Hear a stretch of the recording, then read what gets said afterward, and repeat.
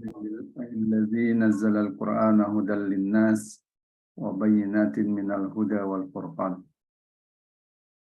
الحمد لله القائل واعتصموا بحبل الله جميعا ولا تفرقوا. أشهد أن لا إله إلا الله وأشهد أن محمدا عبده ورسوله. اللهم صل وسلم على سيدنا محمد وعلى آله وأصحابه أجمعين برحمتك يا أرحم الراحمين. ومن دعا بدعوته والتزم بطريقته وجعل العقيدة الإسلامية أساسا لفكرته وأحكام الشرعية مقياسا لأعماله. Alhamdulillahirabbil alamin, kita panjatkan kehadirat ilahi Rabbi karena Allah Subhanahu wa taala masih memberikan kepada kita demikian banyak kenikmatan ya dalam hidup ini, terutama nikmat iman ya, keimanan yang kokoh ya, karena dibangun atas dasar proses akliyah yang mententramkan hati ya, menenangkan jiwa. Sebagaimana kalau kita lihat keimanan Abu Bakar radhiyallahu an ya, ketika disampaikan kepadanya bahwa Rasulullah telah menyampaikan perjalanan yang dilakukan oleh Rasulullah ya, perjalanan yang panjang yang dikenal dengan peristiwa Isra wa Mi'raj, yang dalam hitungan-hitungan ya, hitungan-hitungan akal manusia pada waktu itu adalah suatu hal yang mustahil. Ketika ini disampaikan kepada Abu Bakar radhiyallahu an bahwa Rasulullah SAW mengabarkan bahwa dirinya diperjalankan oleh Allah Subhanahu wa taala ya, dari Masjidil Haram ke Masjidil Aqsa hingga ke Sidratul Muntaha. Balik lagi ke Masjidil Haram, ke Makkah Al-Mukarramah. Ketika ini disampaikan apa yang dikatakan oleh Rasulullah SAW, la in kana qala dzalika laqad sadaqa. Jadi kalau itu yang dikatakan oleh Rasulullah SAW, maka sungguh Rasulullah SAW itu adalah benar. Apa yang dikatakan oleh Rasulullah adalah benar. Ini adalah keimanan yang luar biasa. Abu Bakar radhiyallahu anhu tidak lagi berpikir apakah itu masuk akal atau tidak. Tapi karena yang menyampaikannya adalah Rasulullah Sallallahu Alaihi Wasallam, maka beliau menerimanya. Dan keimanan Abu Bakar radhiyallahu anhu ini sesungguhnya juga merupakan cerminan ya, keimanan terhadap kekuasaan Allah Subhanahu Wa Taala. Karena yang memperjalankan Muhammad itu Rasulullah SAW itu adalah Allah Subhanahu Wa Taala. Karena itu bagi Allah tidak ada yang tidak mungkin ya, menciptakan alam semesta beserta isinya saja adalah bisa dilakukan oleh Allah Subhanahu wa taala.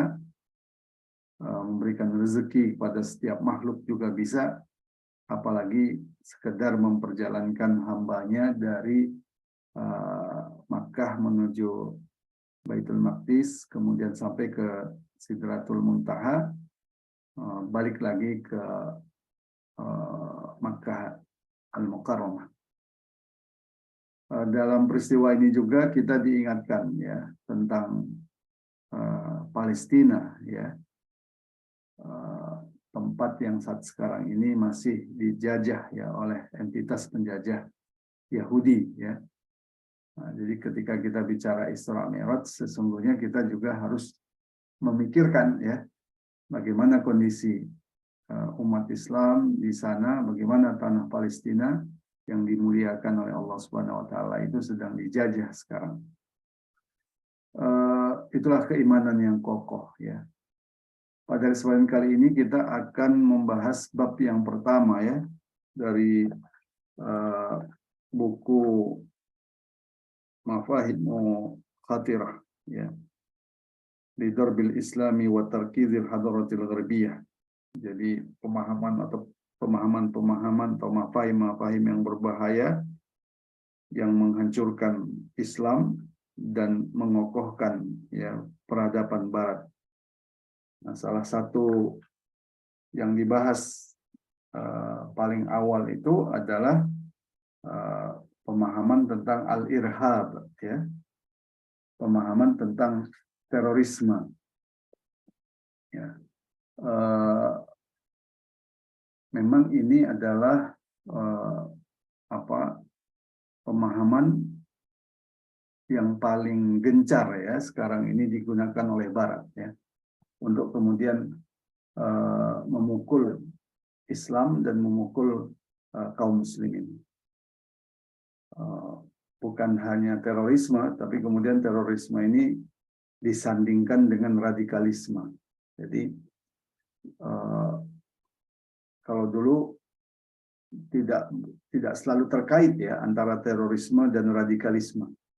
Tapi kalau sekarang ada upaya mengkaitkan secara langsung ya antara terorisme ini dengan radikalisme. Karena itu siapapun yang berpikir radikal ya itu nanti akan bisa dicap teroris gitu ya, meskipun dia tidak angkat senjata misalkan dalam perjuangannya. Jadi ada upaya yang yang masif ya kalau kita lihat untuk mengkaitkan antara terorisme ini dengan radikalisme. Tidak mengherankan kalau kita lihat dalam bab pertama dari buku ini membahas tentang al-irhab. Inilah senjata perang istilah istilahnya ya. Senjata perang istilah yang paling sering digunakan oleh Barat ya untuk memerangi kaum muslimin.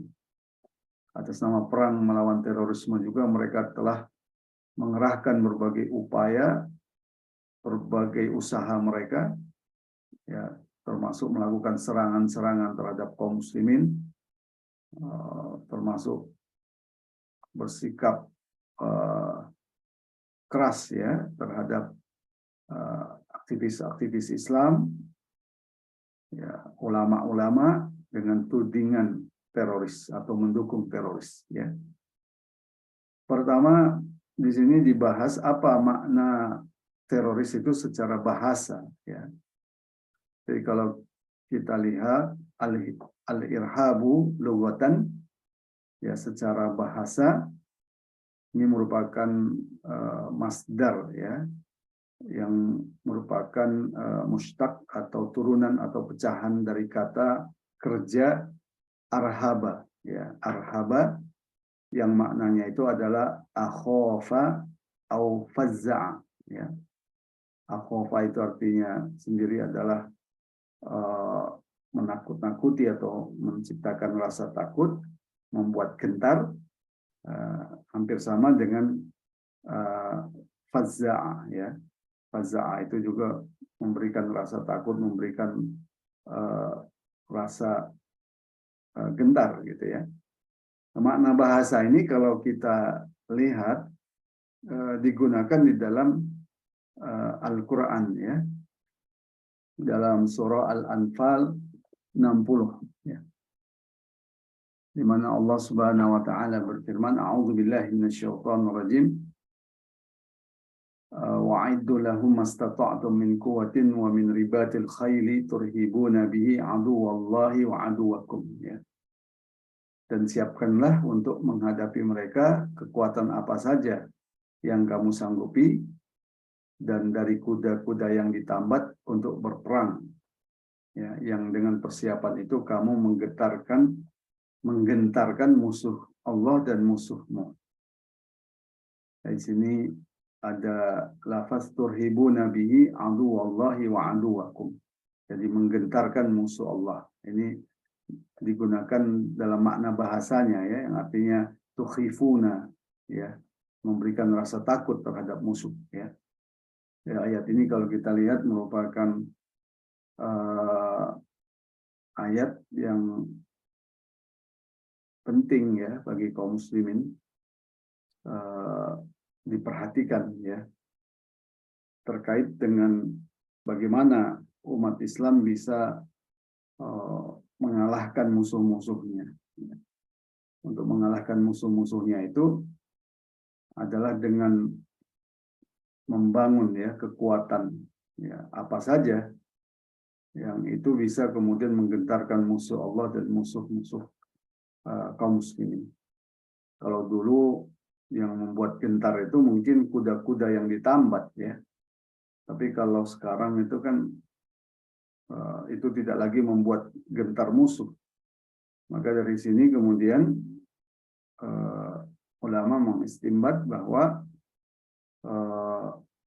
ada kewajiban ya bagi kaum muslimin untuk menciptakan persenjataan yang canggih gitu ya, yang saat sekarang ini membuat musuh-musuh Allah itu gentar. Salah satu senjata yang canggih itu antara lain adalah senjata nuklir kan gitu. Itu bisa dipahami dari ayat ini. Senjata nuklir inilah yang sekarang bisa menggentarkan musuh-musuh Allah ya dalam perang ya. Nah, itu secara bahasa. Namun diberikan catatan di sini ya bahwa makna bahasanya itu kemudian dialihkan kepada makna istilah ya. Makna istilah yang baru. Yang itu kemudian menjadi satu makna terminologis yang didominasi oleh kepentingan barat gitu ya. Bahkan lebih tepat disebut makna istilah propaganda ya. Jadi kalau kita bicara tentang makna istilah propaganda itu memiliki beberapa karakter ya, ciri-ciri. Pertama biasanya sifatnya itu umum, luas ya. Tidak dalam pengertian ta'rifat yang sesungguhnya ya. Kalau ta'rifat yang sesungguhnya itu kan kalau dalam Islam itu ketika kalau kita memberikan definisi atau ta'rifat itu kan ada dua hal yang harus tercakup di dalamnya, yaitu jami'an wa mani'an kan gitu. Jadi istilah itu mencakup sesuatu tapi juga membatasi sesuatu gitu ya. Itu sebuah istilah seperti itu. Tapi kalau istilah-istilah propaganda ini meskipun dia disebut istilah tapi sesungguhnya dia maknanya itu seringkali luas ya. Seringkali luas atau sengaja memang diluaskan dan tidak dibatasi gitu ya. Nah, itu yang karakter yang pertama. Jadi itu menunjukkan bahwa istilah itu sesungguhnya adalah istilah propaganda ya. Sebagai contoh misalkan definisi terorisme ya. Terorisme yang digunakan oleh dinas intelijen Amerika dan Inggris ya dalam sebuah seminar mereka tahun 1979 ya berdasarkan buku ini. Bahwa terorisme itu adalah penggunaan kekerasan untuk melawan kepentingan-kepentingan sipil guna mewujudkan target-target politis ya. Nah, di sini tidak dijelaskan apa yang disebut dengan kekerasan itu kan gitu. Dan siapa yang melakukannya ya, tidak dijelaskan. Ya, apakah kelompok, apakah negara ya. Dan apa yang disebut dengan target-target politis itu. Jadi ini istilah yang masih sangat luas ya. Nah, itu memang menunjukkan bahwa istilah itu merupakan istilah propaganda. Yang kedua, istilah propaganda itu ya adalah istilah yang karena keluasan dan keumuman itu akan digunakan berdasarkan kepentingan politik yang berkuasa gitu kan. Itu menunjukkan itu adalah istilah propaganda. Nah, tampaknya demikian juga, bukan tampaknya ya, demikian juga yang disebut dengan terorisme ini adalah istilah propaganda, gitu ya. Yang kemudian menjadi, ini berdasarkan buku ini disebutkan, berdasarkan seminar tahun 1979, yang disebut dengan terorisme itu adalah penggunaan kekerasan untuk melawan kepentingan sipil guna mewujudkan target-target politis. Ya. Nah, di sini tidak disebutkan ya, pelakunya itu siapa, gitu ya. Bentuk kekerasannya itu bagaimana, target politisnya seperti apa. Ya. Jadi ini adalah definisi yang bisa digunakan, ditarik ulur, ya, menjadi alat kekuatan kepentingan politik dari yang menggunakan definisi ini. Jadi dari makna bahasa kemudian dia dipindahkan kepada makna istilah propaganda, ya. Nah, kemudian apa yang dilakukan oleh Barat setelah merumuskan ini? Antara lain adalah melakukan berbagai konferensi dan seminar internasional. Nah, kemudian dibuatlah berbagai hukum dan undang-undang, ya, untuk membatasi apa yang disebut dengan aksi-aksi terorisme yang diklaim sebagai aksi terorisme. Kemudian dibuatlah kategorisasi, ya, siapa yang disebut dengan gerakan, kelompok, atau partai yang disebut teroris. Bahkan disusunlah oleh mereka mana negara yang disebut negara teroris, mana yang disebut negara yang mensponsori, ya, mensponsori terorisme. Itu kemudian diklasifikasi berdasarkan pengertian Barat itu, ya.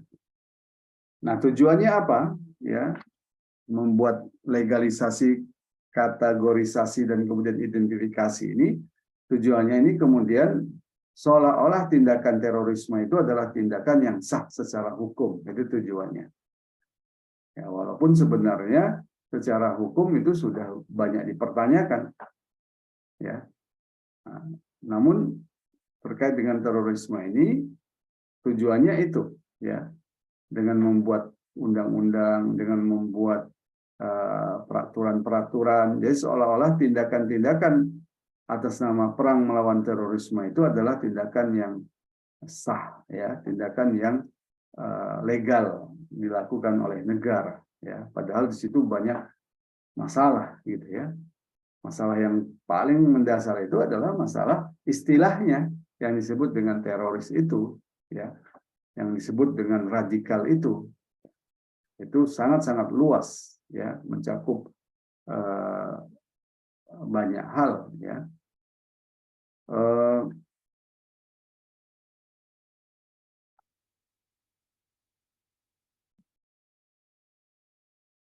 Dari sana kemudian kalau kita lihat, ya, berikutnya ini, istilah ini kemudian, ya, atau program, ya, perang melawan terorisme ala Barat ini kemudian digunakan untuk kepentingan Barat, ya, digunakan untuk kepentingan Barat, ya. Dari tinjauan global, kalau kita lihat terhadap berbagai undang-undang dan hukum yang terkait dengan terorisme ini, nampak jelas semua peraturan itu ternyata tidak mendalam. Yang tadi saya sebutkan, ya, dia luas, ya, kabur, gitu ya, tidak mendalam, ya, dan tunduk pada karenanya itu tunduk pada orientasi politik dari negara-negara yang membuatnya, ya. Contoh misalkan, ya, disebutkan dalam buku ini, Amerika itu menganggap pembunuhan Indira Gandhi itu sebagai aksi terorisme, ya. Sementara pembunuhan Raja Faisal, ya, dan Presiden Kennedy itu tidak dianggap sebagai sebuah aksi terorisme, ya. Padahal itu sama-sama pembunuhan kepala negara, gitu kan? Nah, itu tergantung kepentingan Amerika. Kalau kita lihat, Raja Faisal ini kan adalah Raja Saudi yang dikenal lumayan anti lah, gitu ya, kepada dalam beberapa hal berseberangan dengan Amerika. Termasuk sangat tegas sikap Raja Faisal, ya, terhadap entitas penjajah Yahudi, ya, sangat tegas bahwa Raja Faisal ini anti terhadap keberadaan entitas penjajah Yahudi ini. Nah, kemudian terjadilah pembunuhan, dan pembunuhan ini dilakukan oleh keponakannya sendiri yang baru pulang dari Amerika, kan gitu. Tidak jelas nasibnya keponakannya ini, tapi tidak disebut sebagai aksi terorisme. Demikian juga pembunuhan terhadap Presiden Kennedy itu tidak dianggap aksi terorisme. Sama halnya dengan rencana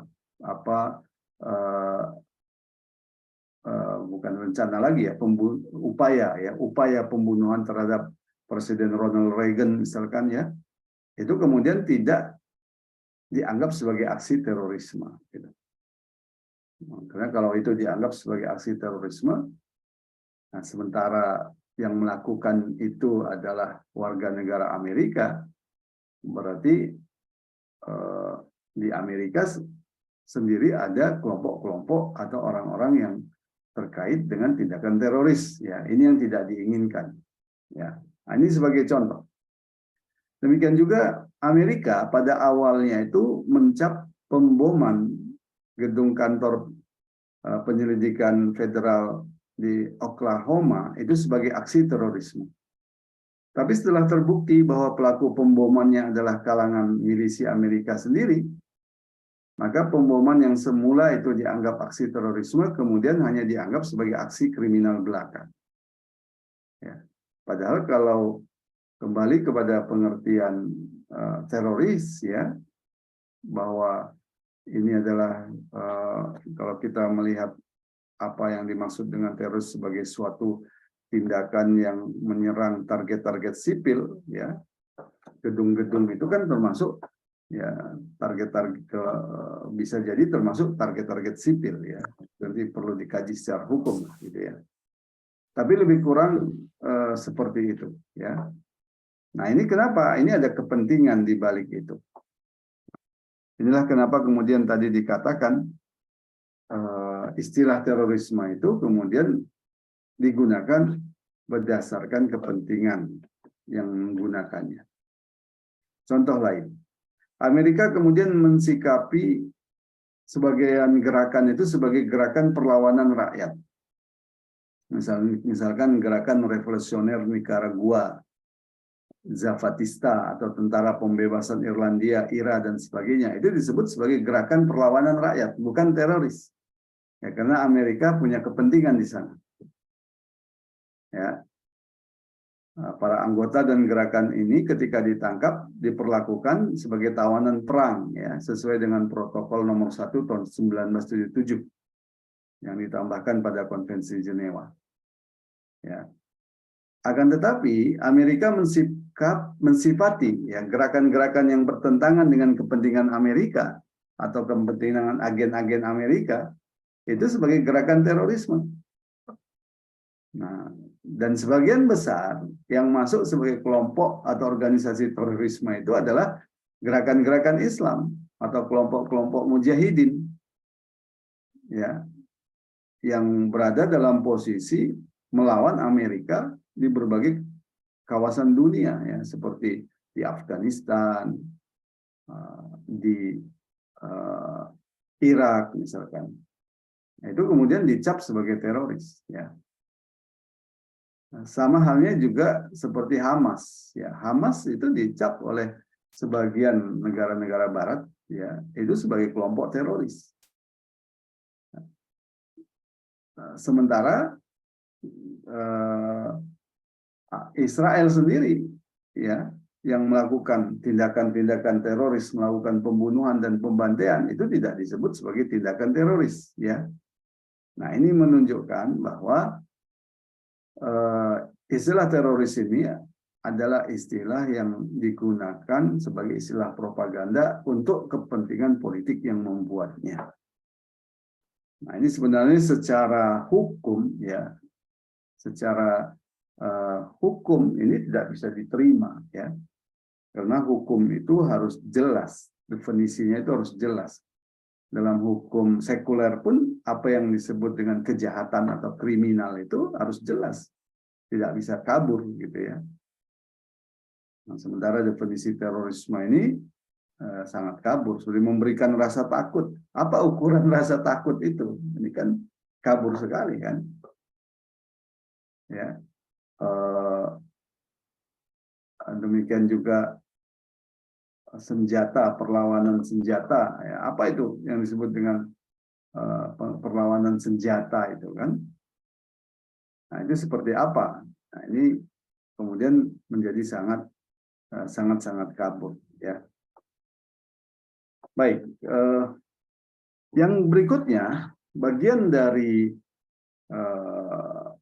perang melawan terorisme yang dirancang oleh Amerika Serikat dan sekutunya ini adalah merekayasa opini internasional dengan merekayasa aksi-aksi terorisme yang itu kerap kali di belakangnya itu didalangi sebenarnya oleh Amerika atau pihak-pihak yang merupakan kaki tangan atau bagian dari agen-agen Amerika. Ya. Maka sejak tahun 70-an kalau kita lihat, Amerika telah merekayasa opini umum internasional untuk melawan terorisme. Untuk melawan orang-orang yang dicap sebagai terorisme. Jadi mereka membangun opini internasional. Nah, untuk itu apa yang mereka lakukan? Yang dilakukan oleh Amerika itu adalah mengeksploitir ya aksi-aksi yang dilakukan untuk merealisasikan target-target sipil, baik yang dilakukan oleh berbagai gerakan politik atau gerakan militer yang tidak mempunyai hubungan dengan Amerika, maupun yang dilakukan oleh berbagai gerakan yang punya hubungan dengan Amerika, langsung atau tidak langsung. Ya.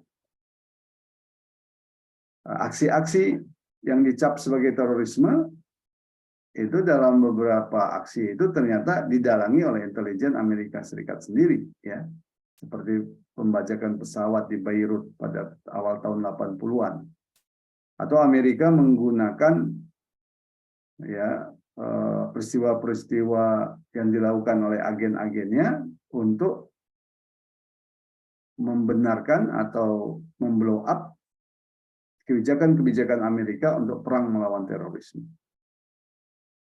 Ya, misalkan peledakan gedung Al-Khubar milik Amerika di Saudi. Itu dari sana kemudian dipaksakan 40 rekomendasi yang berkaitan dengan upaya perang melawan terorisme. Termasuk serangan terhadap WTC ya di New York. Yang ini kemudian menjadi semacam legitimasi kuat bagi Amerika ya di masa George W. Bush pada waktu itu untuk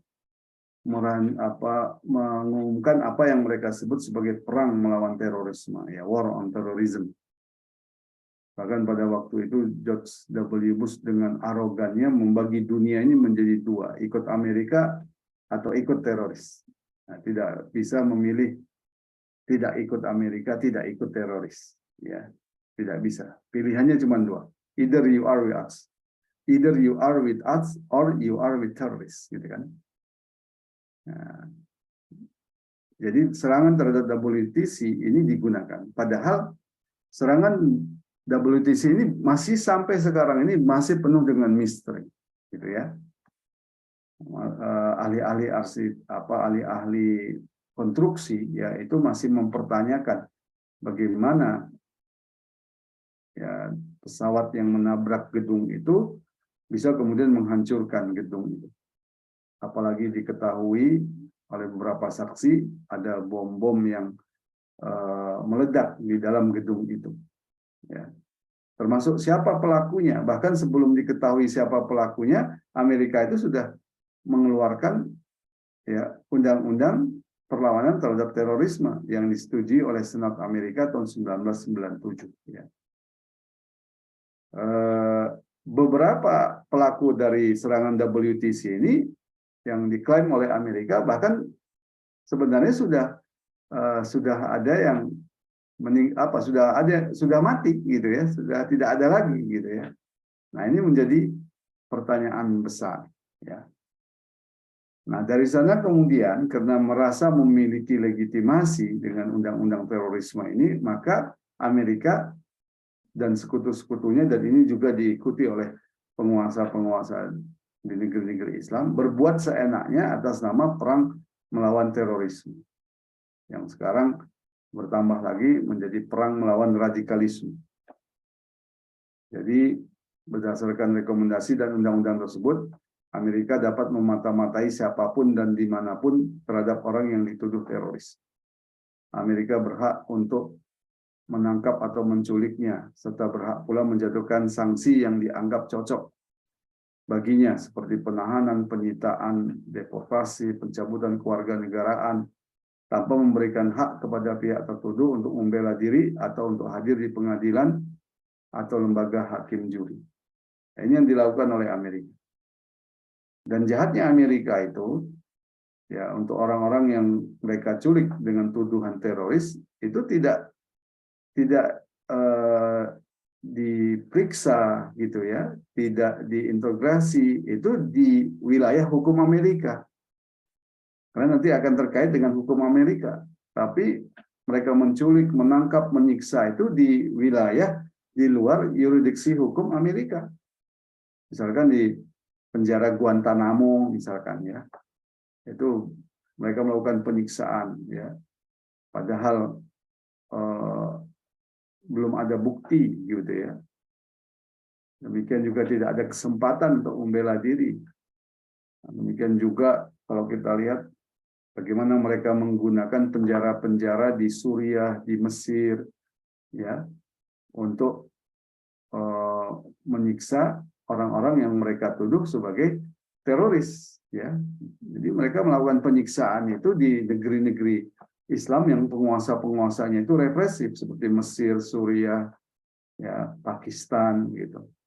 Nah, ini yang dilakukan oleh Amerika atas nama perang melawan terorisme.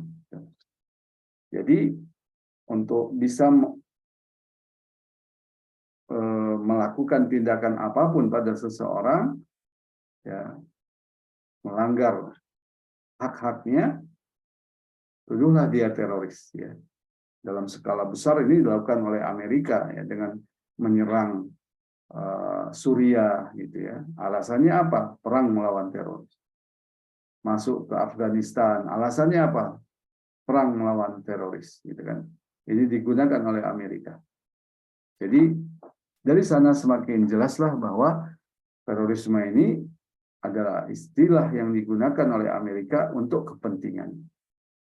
Kemudian Amerika melakukan generalisasi ya atas nama terorisme. Negara-negara yang tidak sejalan dengan Amerika dicap sebagai sponsor terorisme atau pendukung terorisme seperti Korea, Cina, Irak, Libya misalkan. Termasuk gerakan-gerakan Islam yang tidak tunduk atau berseberangan dengan kepentingan Amerika itu dicap sebagai terorisme. Sebagai teroris, kelompok teroris seperti Tanzimul Jihad, Hamas, Jamaah Islamiyah di Mesir, Hizb al-Jazair, ya.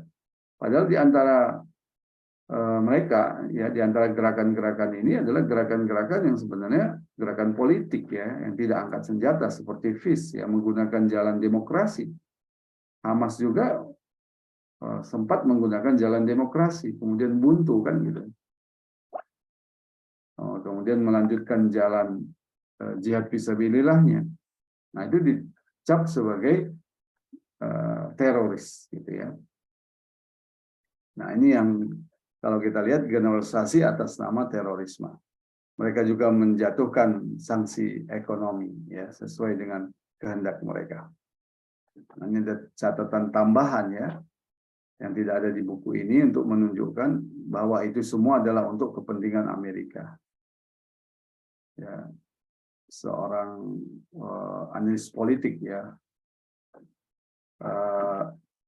dari Amerika itu pernah menyoroti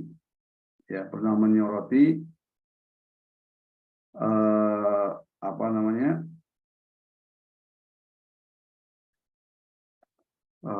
tentang Amerika ini. Dia mengatakan dalam hasil analisisnya di International Relations Journal, ya, dia mengatakan bahwa proyek global war on terrorism itu sesungguhnya diarsiteki oleh kelompok ultranasionalis, atau dia juga menggunakan istilah imperialis elit, ya.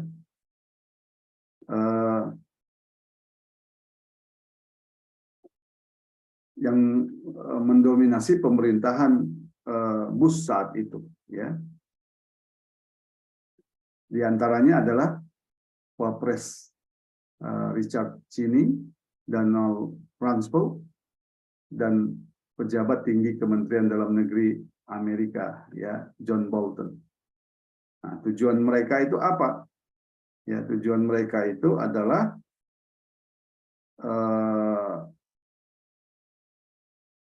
untuk mempertahankan dominasi Amerika di dunia dan mencegah kekuatan lainnya yang membahayakan supremasi Amerika, ya. Ya, dia Robert Gilpin, ya. Jadi kalau kita lihat ini bagian dari strategi Amerika pasca Perang Dingin. Jadi kalau dalam Perang Dingin atau Cold War, cara Amerika untuk mengintervensi dunia itu atas nama politik yang disebut dengan containment policy, ya, politik pembendungan komunisme.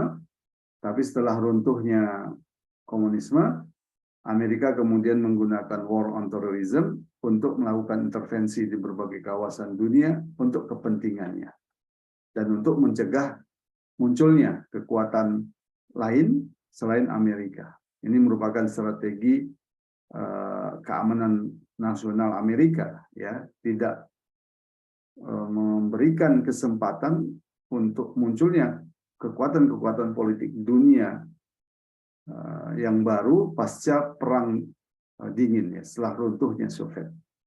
Termasuk Amerika tidak menginginkan Rusia yang mewarisi Soviet itu kemudian kembali membangun hubungan dengan negara-negara negara-negara komunis, ya, di masa Soviet. Ini cara yang dilakukan oleh Amerika.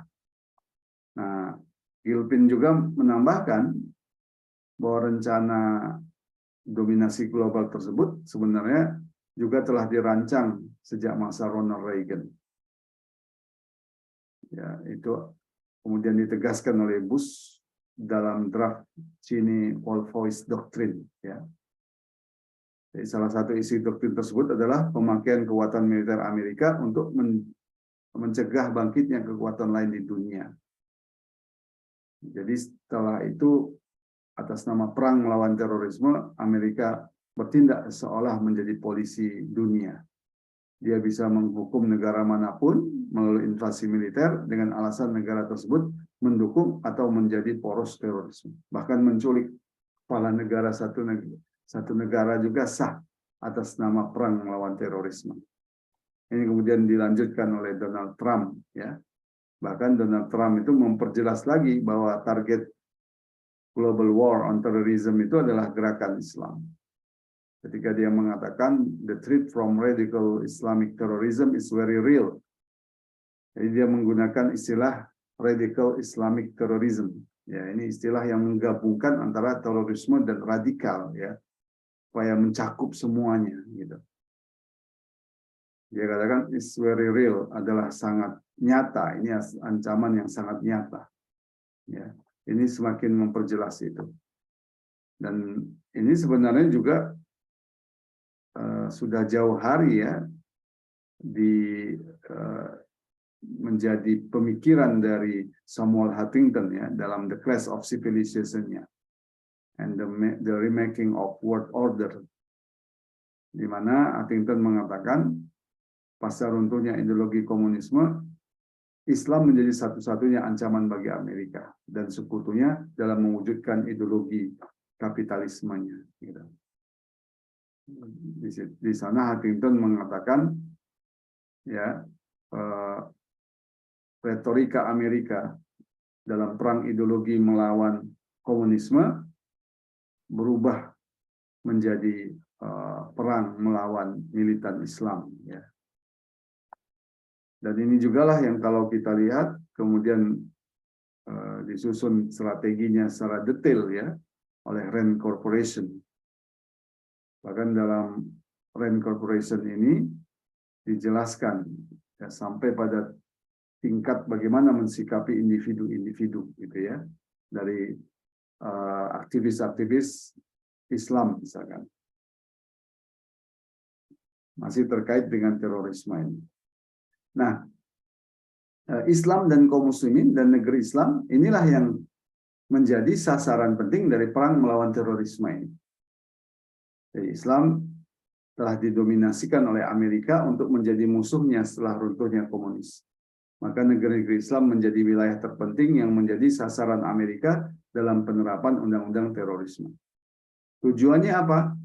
Mengokohkan cengkeraman Amerika di negeri-negeri Islam serta melestarikan penjajahan dan hegemoni Amerika. Muncul pertanyaan, kenapa Islam? Nah, dijelaskan dalam buku ini, ya kaum muslimin memang telah mulai merintis ya jalan menuju kebangkitan untuk mengembalikan khilafah yang telah dimengerti betul oleh Amerika dan negara-negara kafir lain. Jadi mereka paham persis ya bahwa umat Islam itu menginginkan khilafah. Ya. Dan mereka paham persis bahwa khilafah ini sebenarnya tidak bisa dibendung. Mereka paham persis tentang itu. Nah, karena itu berbagai cara mereka lakukan untuk membendung keinginan umat untuk bersatu di bawah naungan khilafah ini. Termasuk antara lain memunculkan ISIS gitu ya, sebagaimana pengakuan Hillary Clinton ya bahwa ISIS itu tidak bisa dilepaskan langsung atau tidak langsung dari kepentingan Amerika kemunculannya. Maka kalau kita lihat sekarang ini upaya-upaya untuk menjelek-jelekkan khilafah, kriminalisasi terhadap khilafah, itu pasti berbasis pada ISIS. Tindakan yang dilakukan oleh ISIS kan. Padahal ISIS ini bukan khilafah. Ya, bagaimana kemarin ada rekomendasi menolak khilafah, kemudian menggantikannya dengan PBB, itu kan dasar pijakannya itu adalah apa yang dilakukan oleh ISIS. Padahal ISIS itu bukan khilafah, ya, dan itu adalah kelompok yang memang tidak bisa dipisahkan dari kepentingan Amerika. Dan bagaimana kemudian itu digunakan untuk menghukumi khilafah, kan gitu, yang merupakan bagian dari syariat Islam yang jauh, ya, telah lama muncul ya, sejak masa Khulafaur Rasyidin, kan, itu dihukumi berdasarkan tindakan ISIS, ya. Ini kan suatu hal yang sangat rapuh ya argumentasinya gitu. Sampai-sampai berani mengatakan bahwa keberadaan khilafah itu bertentangan dengan Hifzuddin, Hifzun Nasl gitu kan, yang disebut sebagai tujuan dari agama. Jadi ini suatu hal yang aneh. Bagaimana mungkin maqasidus syariah ya itu bertentangan dengan syariahnya sendiri kan gitu. Padahal maqasidus syariah itu hanya bisa dicapai dengan syariah. Karena maqasidus syariah itu sesungguhnya adalah buah dari penerapan syariat Islam. Itu kan aneh itu, sangat aneh logikanya. Jadi bagaimana penerapan syariat Islam mengancam maqasidus syariah gitu. Padahal maqasidus syariah itu adalah buah dari penerapan syariat Islam. Nah, ini kan suatu hal yang sangat rapuh ya, apalagi kemudian menyodorkan PBB sebagai gantinya gitu kan. Jelas-jelas kalau ditanya dalilnya apa PBB ini nggak ada sama sekali ya, di dalam Islam akarnya sama sekali. Berbeda kalau khilafah itu dicari-cari mana dalilnya. Tapi PBB yang nggak ada hubungan sama sekali dengan Islam itu tidak dipersoalkan dalilnya, ya kan? Nggak ada yang bertanya mana dalil PBB dalam Al-Quran, nggak ada yang bertanya begitu. Jadi kalau kita lihat ini tidak bisa dilepaskan dari keinginan umat Islam untuk bersatu sekarang. Ada kerinduan umat Islam untuk bersatu di bawah naungan khilafah.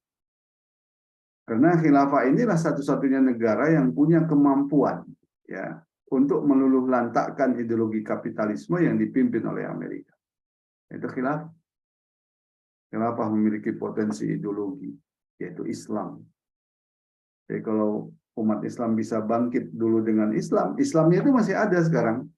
Tinggal mau dipakai atau tidak. Kan gitu. Dan itu akan bisa diwujudkan, diimplementasikan dengan keberadaan khilafah. Ya, bagaimana menerapkan Islam secara kafah. Nah, Islamnya itu masih ada. Ya. Islam itu sampai sekarang tidak hilang. Kita itu pernah bangkit karena Islam. Maka kalau kita bicara bangkit, ya kembali menggunakan Islam kan gitu. Dan itu masih ada. Nah, itu dan Islam yang diterapkan oleh khilafah itu secara historis itu memang telah memberikan kebaikan pada seluruh umat manusia kan gitu. Jadi kekuatan ideologis Islam inilah yang bisa ya meluluhlantakkan kapitalisme Amerika yang dipimpin oleh Amerika. Bagaimana dengan Cina misalkan? Cina memang bersaing dengan Amerika dalam hal ekonomi, tapi bukan dalam ideologi. Karena Cina sendiri saat sekarang ini tidaklah menyebarkan ideologi komunismenya, walaupun di negaranya mereka masih mengadopsi komunisme secara politik, ya. Tapi secara ekonomi, apalagi terkait dengan ekonomi luar negeri, Cina masuk dalam pasarnya kapitalisme, kan? Ya, masuk dalam imperialismenya kapitalisme. Jadi tidak akan mungkin Cina itu ya akan bisa ya, menggeser kekuatan atau menggantikan ya untuk bisa menyaingi mungkin bisa, tapi untuk menggantikan Amerika itu kecil sekali kemungkinan ya, karena pertarungannya itu kalau untuk menggeser suatu negara ideologi kapitalisme dari panggung dunia politik internasional, ya pertarungannya itu harus pertarungan ideologi yang berbeda gitu ya, kecuali hanya menggantikan atau menggeser gitu, itu sangat mungkin. Tapi apa maksudnya menggantikan posisinya tetap sebagai pemimpin kapitalisme itu mungkin ya, walaupun perhitungan sampai ke sana itu masih jauh ya. Secara militer ya Cina itu masih jauh di bawah Amerika Serikat ya. Apalagi tatanan global dunia ini masih dalam kendali Amerika dengan PBB-nya, dengan World Bank-nya, dengan apa namanya, dengan IMF-nya, itu masih dalam kontrol Amerika dan Cina tunduk di sana kan. Beda kalau itu di bawah naungan khilafah ya. Nah, karena itu setiap kelompok Islam sekarang kalau berseberangan dengan kepentingan Amerika karena ingin menegakkan Islam yang kafah, maka harus siap dicap teroris. Walaupun tidak melakukan tindakan-tindakan kekerasan misalnya. Jadi memang Amerika ingin membendung keinginan umat untuk kembali kepada khilafah Islam ya, termasuk menggunakan penguasa-penguasa represif di negeri-negeri Islam atau menggunakan kelompok-kelompok di negeri-negeri Islam yang bisa dipakai oleh mereka ya, dengan membayar ya, dengan berbagai fasilitas dan keuntungan ya begitu. Nah, jadi bahwa perang terorisme itu adalah perang terhadap Islam itu bisa kita lihat dari pernyataan-pernyataan tokoh-tokoh Amerika ya. Misalkan Rumsfeld itu pernah mengatakan tujuan mereka para ekstremis adalah menghancurkan pemerintahan yang ada di dunia, menegakkan khilafah dan menjadikan dunia di bawah naungan teroris. Nah, jelas ya yang dia targetkan apa. Demikian juga Bush pernah mengatakan this crusade, this war on terrorism is going to take a long time.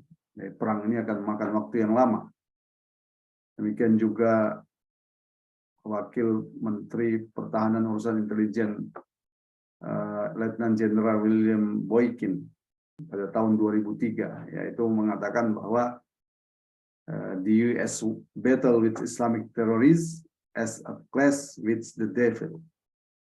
Jadi perang melawan terorisme Islam ini adalah sama dengan perang melawan setan. Nah, itu jelas ya. Untuk itu Amerika telah menggelontorkan ya tens of millions of dollars, ya, puluhan miliar dolar, ya, juta ya, miliar itu ya, puluhan juta dolar. Apa yang dia sebut sebagai apa yang dia sebut dengan melontarkan puluhan juta, jutaan dolar ya, untuk kampanye to influence not only Muslim societies ya. Bukan hanya untuk mempengaruhi masyarakat Muslim, but Islam itself. Tapi untuk mempengaruhi Islam itu sendiri. Nah, ini menarik ini ya. Jadi targetnya itu bukan hanya masyarakat Muslim, tapi juga Islam itu sendiri. Maka sekarang ini bukan hanya bicara Muslim moderat, ya, tapi udah bicara Islam moderat, gitu ya. Kalau Muslim itu kan masih orangnya, tapi kalau Islam moderat itu sudah agamanya, gitu ya. Itu yang mereka inginkan. Bukan lagi bicara Muslim radikal, tapi Islam radikal, nah, gitu. Nah, mereka telah menggelontorkan tens of millions of dollars, ya, dalam kampanyenya ini. Nah, apa kewajiban kita? Kewajiban kita itu adalah kontra opini. Dari sinilah maka kaum muslimin yang kini tengah berjuang memberikan khilafah menjadi sasaran langsung dari langkah politik yang disebut perang melawan terorisme. Ini kita punya kewajiban membentuk opini umum dunia Islam dan opini internasional. Apa yang harus dilakukan oleh kita? Pertama, membongkar hakikat dari apa yang dinamakan undang-undang terorisme ini. Yang kedua, membongkar hakikat politik Amerika yang digunakan untuk menciptakan hegemoni atas dunia melalui undang-undang itu. Kemudian membeberkan bahwa Amerika lah sebenarnya yang berada di balik aksi-aksi terorisme yang banyak terjadi di dunia, meskipun tuduhannya dilemparkan kepada orang-orang Islam. Nah, ini 3 hal yang harus kita lakukan. Pertama, membongkar hakikat undang-undang terorisme itu termasuk pengertian istilah dari terorisme itu sendiri. Kemudian membongkar hakikat politik Amerika yang menggunakan perang melawan terorisme ini untuk menghegemoni dunia. Kemudian menjelaskan ya bahwa Amerika lah yang berada di balik ini semua. Yang kedua, perlu juga kita menjelaskan, dalam buku ini disebutkan tentang bagaimana thariqah untuk menegakkan khilafah itu. Bahwa thariqah untuk menegakkan khilafah itu bukan dengan angkat senjata, ya, tapi bertumpu pada pertarungan pemikiran, as-sira' al-fikr, dan perjuangan politik atau al-qifaz siyasi. Nah, perlu dicatat, ini bukan karena takut atau karena ingin melarikan diri dari cap terorisme. Karena kalaupun tidak angkat senjata, tetap dicap terorisme. Karena itu masuk dalam radikalisme, bukan karena itu. Ya. Tapi ini karena semata-mata perintah Allah Subhanahu wa taala, mengikuti jalan perjuangan Rasulullah Shallallahu alaihi wasallam. Ini penting. Kemudian juga menjelaskan daulah Islamiyah. Ya. Bahwa yang disebut dengan negara yang didasarkan pada Islam itu adalah negara yang akan terikat dengan syariat Islam. Jadi bukan berdasarkan selera, hawa nafsu. Ini yang sering mereka propagandakan, kan? Seolah-olah kalau negaranya berdasarkan Islam akan terjadi kerusakan dan seterusnya. Ya, negara dalam Islam itu adalah negara yang akan menerapkan syariat Islam yang rahmatan lil alamin. Baik itu di dalam negeri ataupun di luar negeri, ya, termasuk dalam politik luar negerinya adalah nasrul Islam ilal alam. Bagaimana menyebarluaskan Islam ke seluruh penjuru dunia, ya. Dan ini kita perlu tegaskan, ya, dalam buku ini disebutkan penerapan Islam ini bukanlah berdasarkan hawa nafsu, ya, tapi berdasarkan keimanan.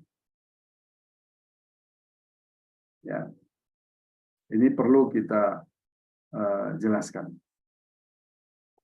Nah, sementara tuduhan teroris ini sesungguhnya tidak sesuai dengan fakta dan bertentangan dengan hakikat ajaran Islam yang tadi sudah kita bahas ya, pertentangannya dengan fakta bagaimana bahwa Amerika lah yang sesungguhnya merupakan negara teroris dan bertentangan dengan apa yang disebut dengan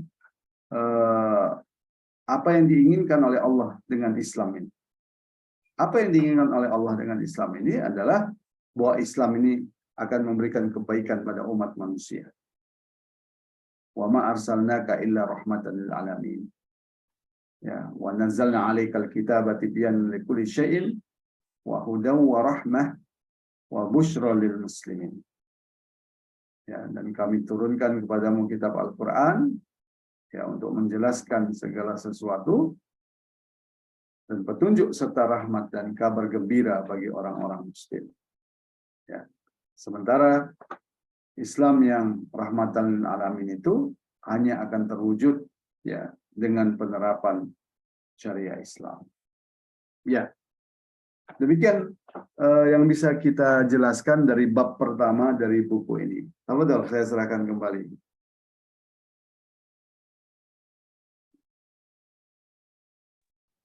Ya, alhamdulillah, Bapak Ibu jamaah sekalian. Setelah sama-sama kita mendengarkan penjelasan bab pertama ya dari kajian kitab perdana kita Mafahim Qadrat Darbul Islam.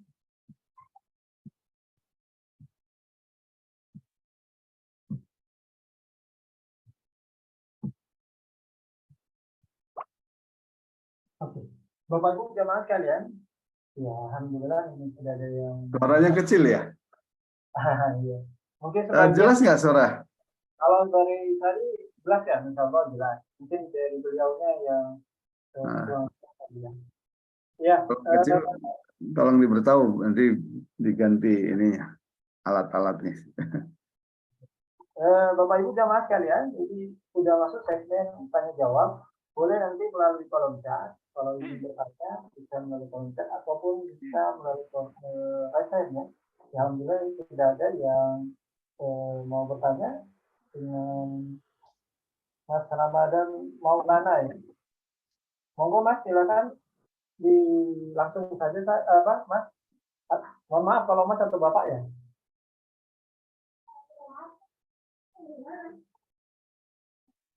Masih di raise Mas, masih. Ya Mas, oke. Bismillah, Assalamualaikum warahmatullahi wabarakatuh.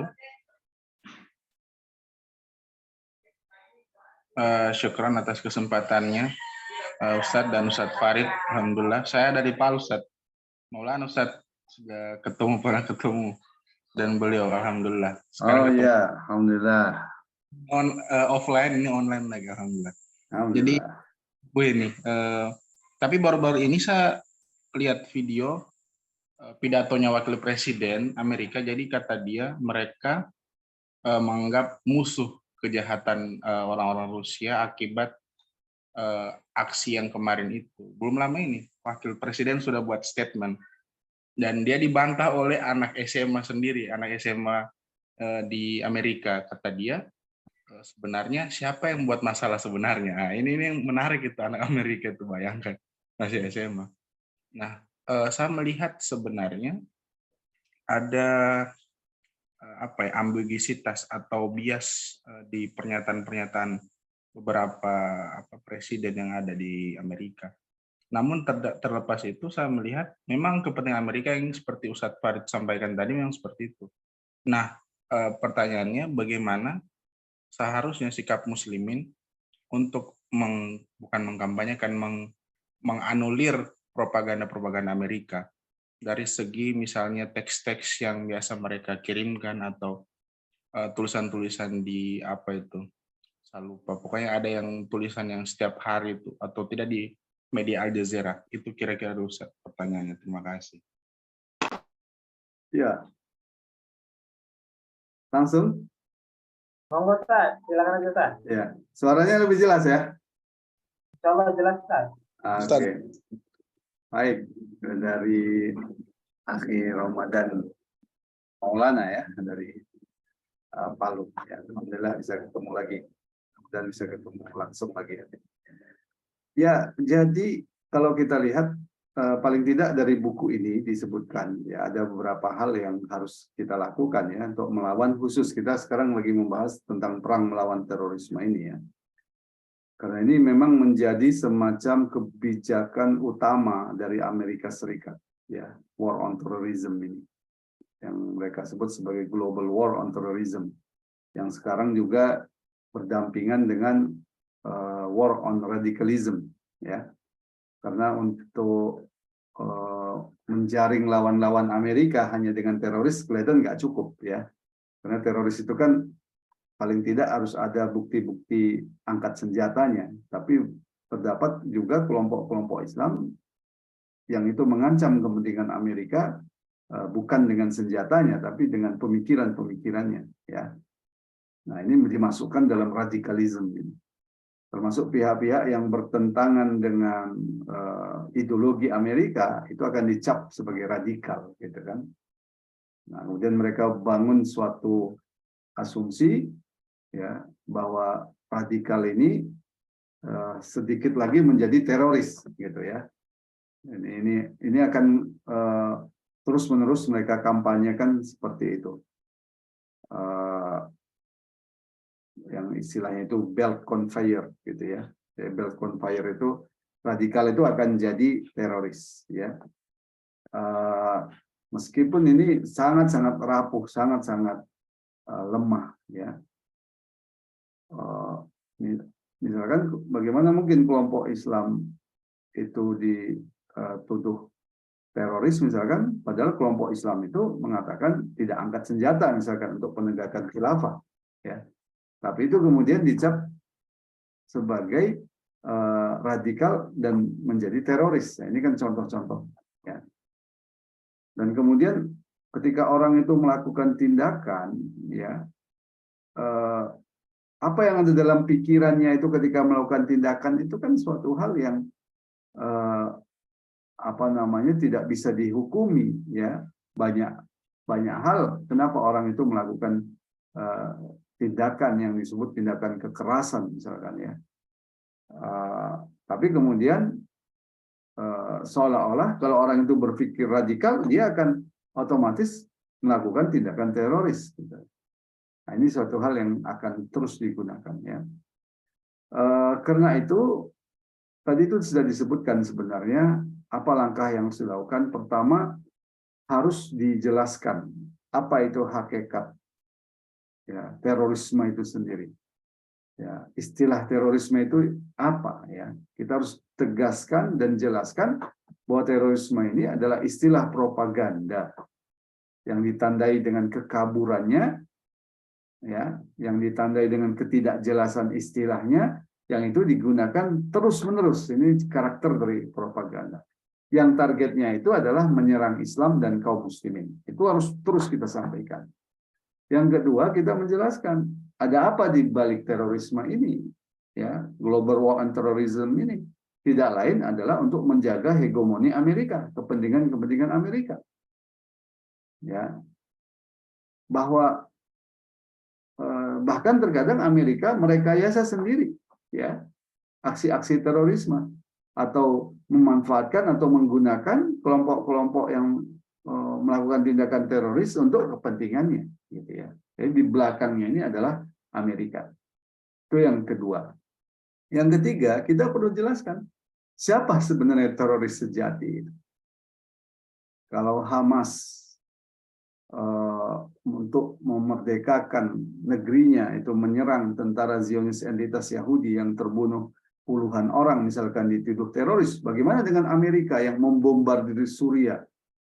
Ya, membombardir Irak, membombardir Afghanistan, lebih dari 1 juta orang terbunuh, itu disebut apa itu?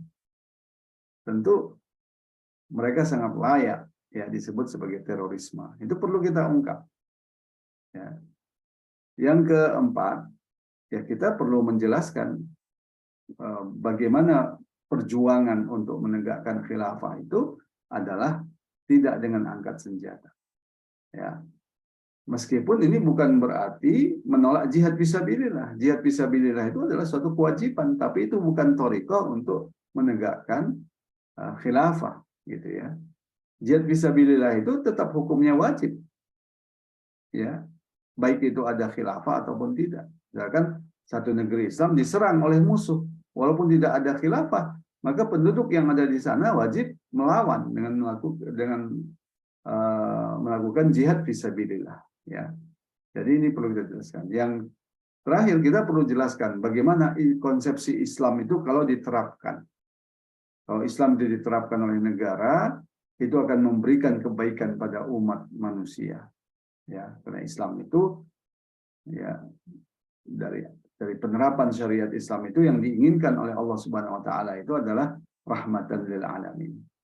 Hanya saja rahmatan lil alamin ini akan terwujud kalau syariat Islam itu diterapkan. Ya, jadi tidak bisa dipisahkan. Karena maqasidus syariah itu adalah merupakan buah, ya, dari penerapan syariat Islam. Ya, jadi kalau tidak ada pohonnya itu nggak akan ada buahnya, gitu ya. Bagaimana kita bisa dapat buah durian kalau tidak ada pohon durian, kan gitu. Kalau untuk dapat pohon durian itu ya harus ada, untuk dapat buah durian ya harus ada pohon duriannya, ya, lebih kurang begitu. Dan aneh juga kalau kemudian dikatakan, ya, bahwa keberadaan pohon durian, ya, itu bertentangan dengan keberadaan duriannya. Itu kan aneh juga. Karena bagaimanapun durian itu hanya akan ada kalau ada pohon durian. Lebih kurang. Apalagi kemudian karena itu agar kita dapat buah durian, kita harus menanam pohon pisang. Nah, itu kan hal yang aneh. Nah, itu perlu dijelaskan. Ya baik, kira-kira gitu, Bung Ramadan Maulana, ya, di Poso, ya, di apa tadi, di Palu, Ustaz. Palu, Palu. Palu, ya, alhamdulillah ketemunya di Palu dulu. Makasih. Ya. Pulau Sulawesi, ya. Ya. Oke. Ini ada pertanyaan yang masuk dari, mohon maaf, cukup jelas ya, Mas Maulana. Pertanyaan di kolom chat ini, Ustaz, dari Hasmar, ya. Mas atau Bapak, Mas Asmar Amal. Nah, beliau bertanya, nih Ustaz, Ustaz, saya pernah berdebat, ya, atau debat dengan kawan yang ngaji, sensor, TED, ya, sensor. Nah, yang mengatakan teroris, apakah pengajian tersebut bisa tercampurin dengan kepentingan Amerika juga? Maksudnya gimana ya? Nah, ini bisa kita konfirmasi dulu. Oh ya, sebentar ya. Mas Asmar atau Pak Asmar, ya? Masih bergabung, Pak? Oh ya, bisa ditangkap ya, Mas. Oh, ya. Jadi kita pertama tentu jangan juga terjebak ya dengan klaim-klaim bahwa ini adalah kelompok teroris, ini adalah pengajian teroris. Justru kalau kita terjebak oleh klaim-klaim itu menunjukkan keberhasilan Amerika. Karena terkadang tudingan-tudingan teroris atau tidak itu untuk memecah belah umat Islam juga, kan gitu. Intinya begitu. Jadi kita tidak boleh, yang harus kita dengan jelas kita tuduh teroris itu, ya, Amerika, gitu ya. Jadi kalau sesama umat Islam itu jangan gampang lah, ya, untuk saling menuduh, gitu ya. Ya. Walaupun kita tetap harus menjelaskan ya tentang hukum-hukum Islam, ya, harus dipisahkan antara bagaimana thariqah untuk menegakkan khilafah yang itu dicontohkan oleh Rasulullah bukan dengan angkat senjata, dengan kewajiban jihad fisabilillah, ya, itu adalah dua kewajiban yang berbeda, gitu ya. Tapi ketika kita mengatakan penegakan khilafah itu bukan dengan angkat senjata, bukan berarti kita karena kita takut dituduh teroris, begitu ya. Ya, tapi karena ini bagian dari, ya, kesadaran kita bahwa setiap perbuatan kita itu harus terikat pada syariat Islam, terikat kepada manhajnya Rasulullah SAW. Ya, saya kira kita jangan gampang terjebak lah ya dengan klaim-klaim ini teroris, ini kelompok teroris, ini enggak, begitu ya. Kadang-kadang itu kerap kali penuh juga dengan rekayasa, gitu ya. Baik, demikian. Oke. Jadi mengantisipasi adanya peluang pecah belah di tubuh kaum muslimin misalnya. Iya, karena sedikit ya. Sampai-sampai pernah ada yang mengatakan bahwa perjuangan khilafah itu juga ditunggangi Amerika. Ada yang mengatakan begitu kan, ditunggangi Inggris karena markasnya ada di Inggris. Pertama dia sudah salah menentukan markasnya aja sudah salah gitu ya.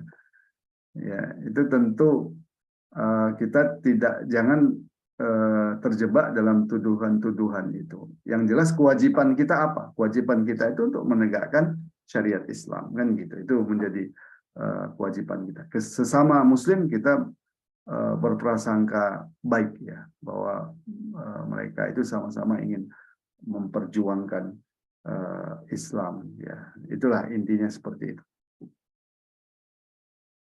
Ya, ini pertanyaan selanjutnya nih, Ustaz. Masih ada waktu, Ustaz ya? Ya, silakan sampai 5 menit lagi. Dari pertanyaan Mas Amirul Ihsan. Assalamualaikum Ustaz, apakah umat Islam perlu perang pemikiran berjamaah walaupun di tubuh teroris radikalisme oleh Amerika? Sesungguhnya Amerika Serikat sendiri bukan umat Islam menerapkan sistem pemerintahan. Ini gimana?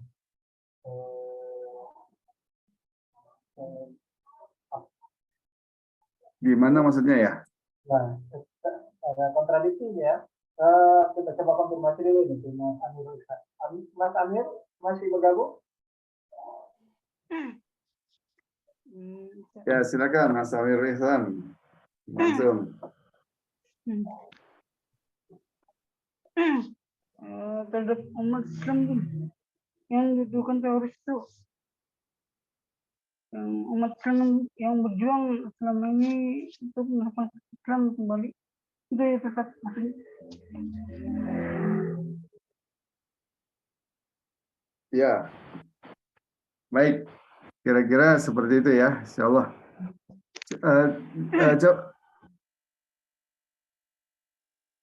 Ini mungkin ya. Apakah umat Islam perlu perang pemikiran berjamaah walaupun teroris?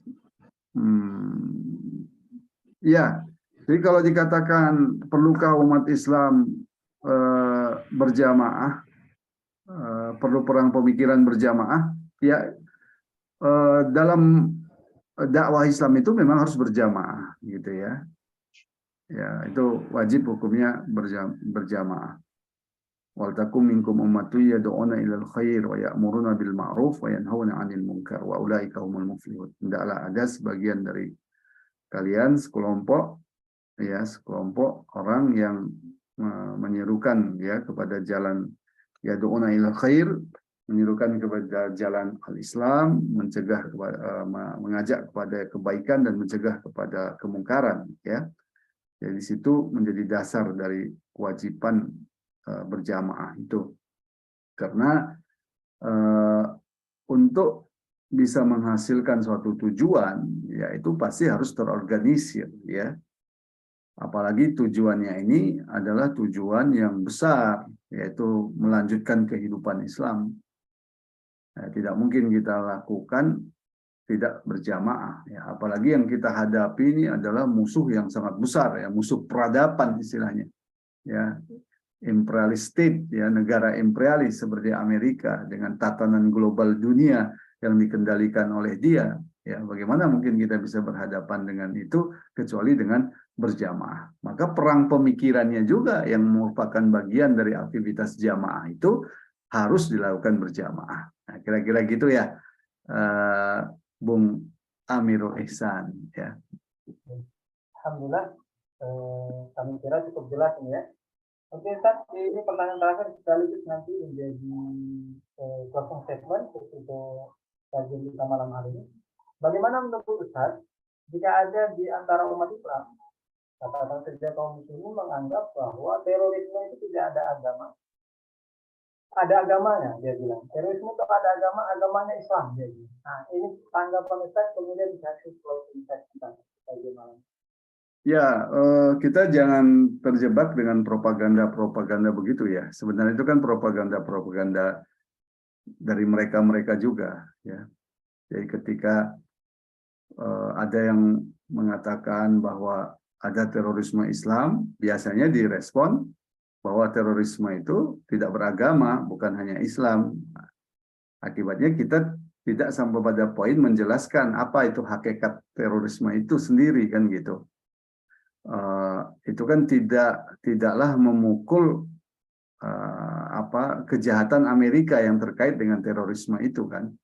Jadi sebenarnya kan yang harus kita jelaskan ketika kita bicara terorisme bahwa perang melawan terorisme ini adalah perang Amerika. Targetnya Islam dan kaum muslimin. Itu yang harus kita jelaskan. Jadi kita jangan terjebak pada permainan kata ya, bahwa terorisme itu tidak mengenal agama gitu ya. Nah, ini kan biasanya untuk semacam self defense ya, pertahanan diri ya, ketika ada yang mengatakan Islam itu teroris gitu kan, maka dia mengatakan bahwa teroris itu tidak mengenal agama, tapi sisi lain dia tidak mengkritisi terorisme yang dilakukan oleh Amerika, kan gitu. Nah, ini kan sama saja ya.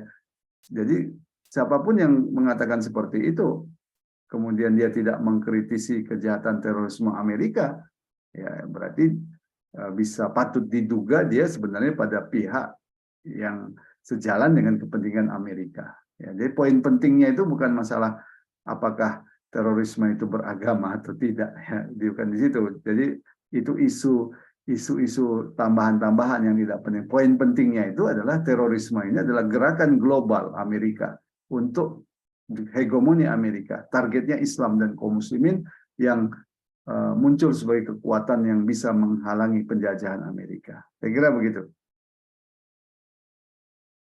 Sekalian sebagai statement penutup ya. Iya, alhamdulillah. Ini yang pertanyaan terakhir kayaknya kita tunggu dulu pertanyaannya, karena memang tadi sebagai penanya penutup, mohon maaf ya, Ibu Usmila. Nah, nggak apa-apa ini terakhir ini ya, kasihan yang nulis. Apakah perang melawan terorisme ini termasuk uslub khitoh metodenya kapitalisme, Ustaz? Ya, kalau kita lihat, kalau kita bicara dengan Amerika, tentang Amerika, itu ada fikroh ya, itu ideologi yang diemban oleh Amerika berupa fikroh. Torikohnya apa? Torikohnya itu adalah al-isti'mar, ya, penjajahan, itu metode. Jadi fikroh dan torikoh ini tidak akan berubah. Nah, yang berbeda itu nanti bentuk-bentuknya. Ada penjajahan dalam bentuk militer, ada penjajahan dalam bentuk ekonomi, ada penjajahan dalam bentuk pendidikan dan seterusnya. Ya. Nah, kemudian war on terrorism ini bagian dari apa? Ya, jadi war on terrorism ini kalau kita lihat, kalau saya cenderung mengatakan ini adalah bagian dari grand strategi Amerika, ya. Masih dalam rangka penjajahan. Jadi kalau dalam ketika perang dingin, ya, grand strategi Amerika itu adalah mengintervensi negara-negara lain atas nama perang melawan komunisme. Setelah perang dingin berakhir, bagaimana cara Amerika untuk kemudian bisa melakukan intervensi ya terhadap negara-negara lain, terutama negara-negara Islam, itu adalah dengan melakukan kebijakan global yang disebut dengan war on terrorism atau war on radicalism. Kalau saya melihat itu lebih pada grand strategi ya, seperti itu. Ya, cukup jelas ya. Alhamdulillah. Ya, alhamdulillah pertanyaan tadi juga sebagai penutup dan sekaligus closing statement untuk kajian kita malam hari ini.